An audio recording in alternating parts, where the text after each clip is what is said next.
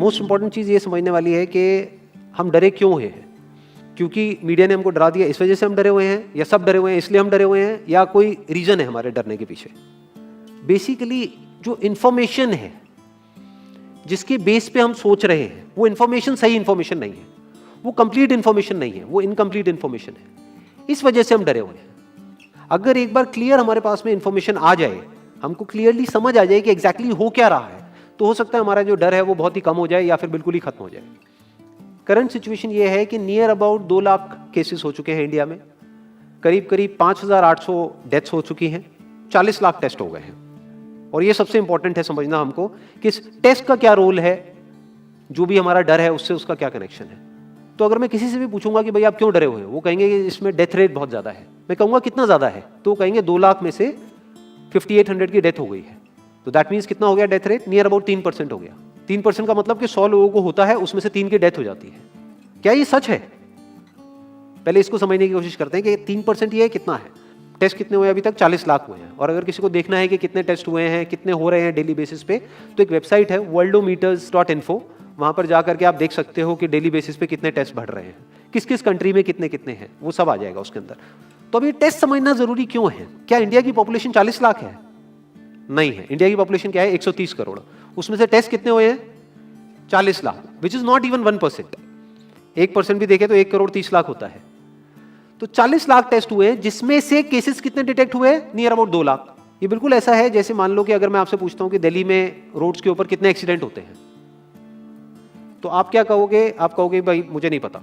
तो मैं कहूंगा पता करो, लेट्स फाइंड इट आउट कि भाई कितने एक्सीडेंट होते हैं। तो हमने क्या किया, 10 अलग अलग पॉइंट पे 10 सीसीटीवी कैमरास लगा दिए और उन सीसीटीवी कैमरास में कैप्चर करना शुरू कर दिया कि कितने एक्सीडेंट्स हो रहे हैं इन 10 अलग अलग पॉइंट्स पे। तो उसके बाद में मैंने 1 महीने बाद आपसे पूछा कि हाँ भाई दिल्ली में कितने एक्सीडेंट्स होते हैं, तो आप कह रहे हो दिल्ली के 10 एक्सीडेंट होते हैं। तो मैं कहूंगा आपको कैसे पता? आप कहोगे भाई हमने कैमरास लगाया, उसमें कैप्चर हुआ, हमारे पास में प्रूफ है।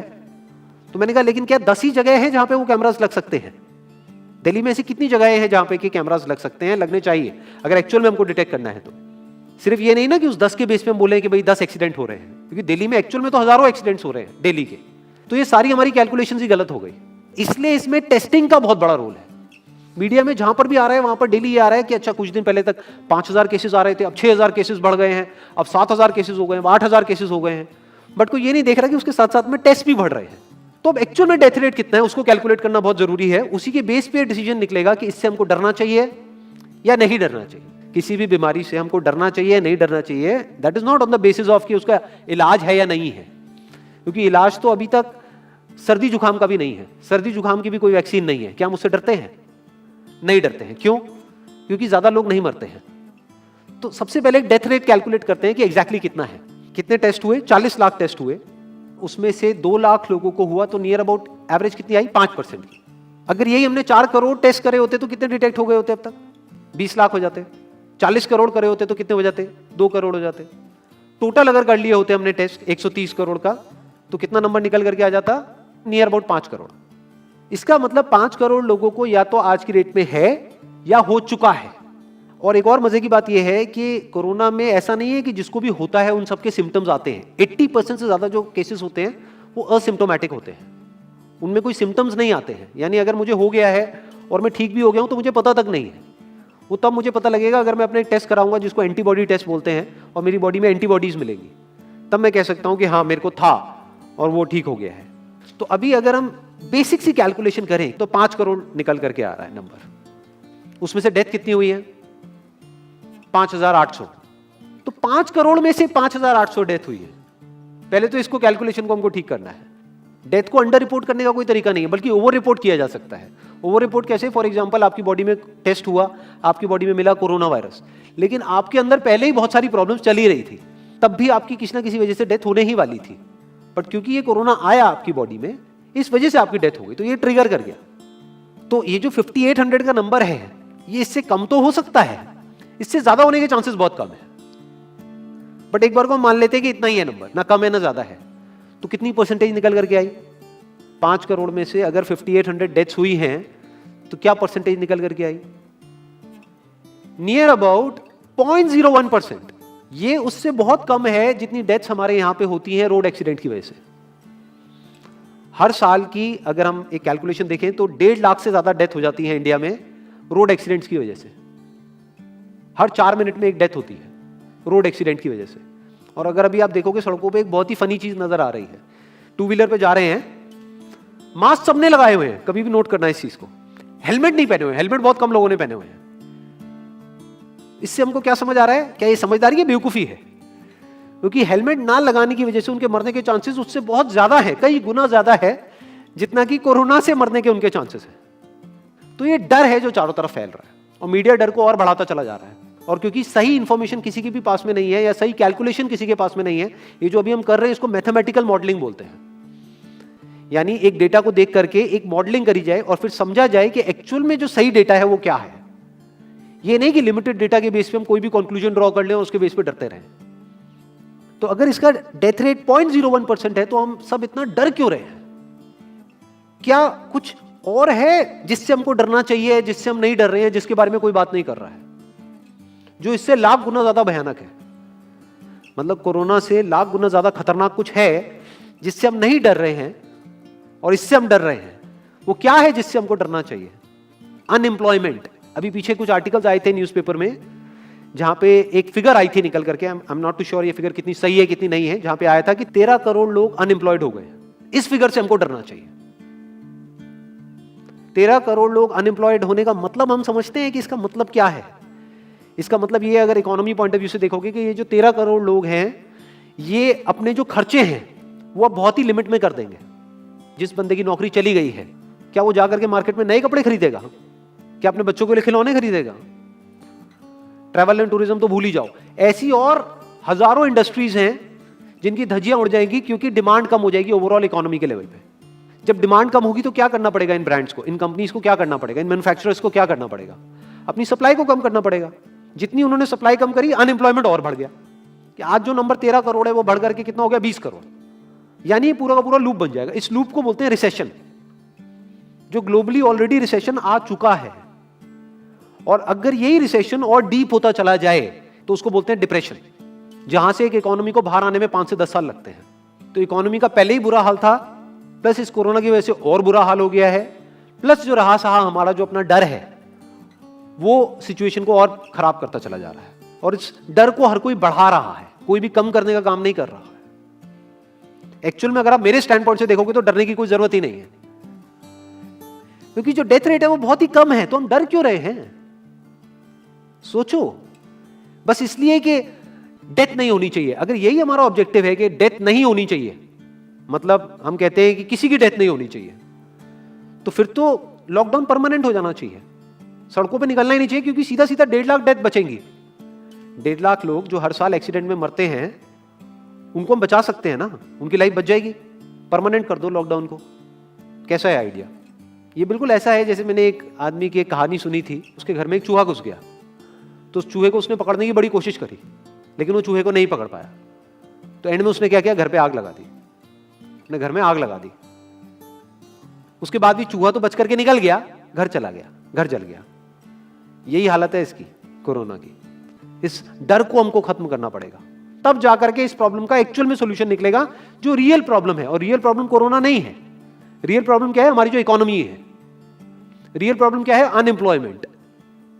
तो इस वीडियो के थ्रू मैं अपनी एक हम्बल रिकमेंडेशन देना चाहूंगा गवर्नमेंट ऑफ इंडिया को, या जो भी लोग एक पर्टिकुलर पोजीशन पे हैं उन लोगों को, कि हमको टेस्ट करने कम करने हैं, टेस्ट बढ़ाने नहीं है। अभी हम गलती क्या कर रहे हैं? टेस्ट बढ़ाते चले जा रहे हैं, जिसकी वजह से केसेस बढ़ते चले जा रहे हैं, जिसकी वजह से डर बढ़ता चला जा रहा है। गवर्नमेंट क्या एक क्राइटेरिया नहीं बना सकती कि जो क्रिटिकल केसेस है बस उन्हीं का टेस्ट करो, क्योंकि उन्हीं को हॉस्पिटल में एडमिट करने की जरूरत है, तो उन्हीं का टेस्ट होना चाहिए ना। जो वैसे ही ठीक हो रहे हैं, अपने आप ही ठीक हो रहे हैं, जिनको माइनर सिम्टम्स हैं और वो खुद ही ठीक हो रहे हैं, उनका टेस्ट करने की क्या जरूरत है? उससे तो पैनिक और बढ़ेगा। और अगर टेस्ट कर भी दिया तो हम करने क्या वाले हैं? उनको क्या हॉस्पिटल में एडमिट करने वाले हैं? नहीं, घर पे क्वारंटाइन करने वाले हैं। अभी जो क्वारंटाइन वाला फंडा है, ये भी जब बेस छोटा होता है तब तो काम करता है, जब करोड़ों में हो जाता है तब काम नहीं करता है। मैं अगर एग्जांपल से समझाने की कोशिश करूं, जो मेरी थॉट प्रोसेस है उसको इमेजिन करो। ये एक ऐसी सिचुएशन है कि हम एक घर में है और चारों तरफ से बाढ़ आई हुई है, और ये जो घर है हमारा वो ऐसा है, इसको इमेजिन करो, जहां पे हजारों दरवाजे हैं। तो हम क्या करें, इसमें से एक दरवाजे को पकड़ लें और उसी को पक्का करते चले जाएं।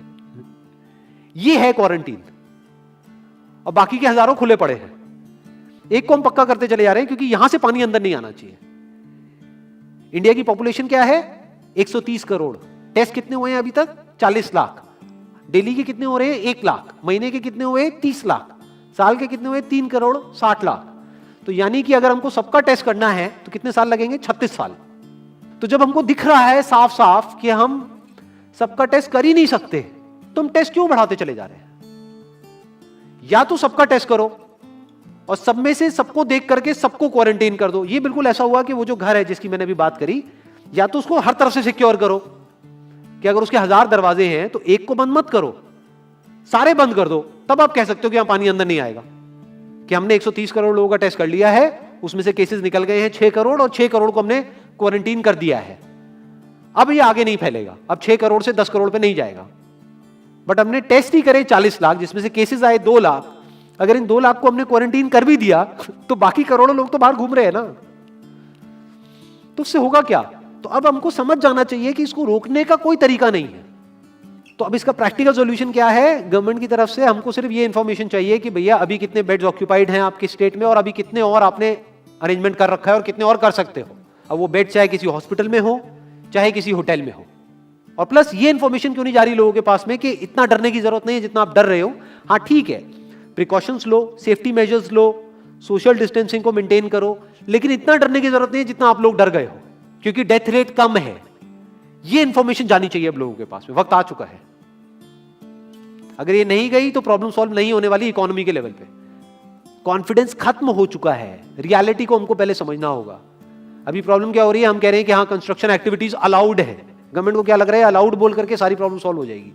अलाउड तो हो गई, बट मेरे जो फ्रेंड्स हैं जो कंस्ट्रक्शन इंडस्ट्री में हैं वो बता रहे हैं कि लेबर ही नहीं है, लेबर सारी अपने गांव चली गई है। तो अब कौन कंस्ट्रक्शन करेगा वहां पे?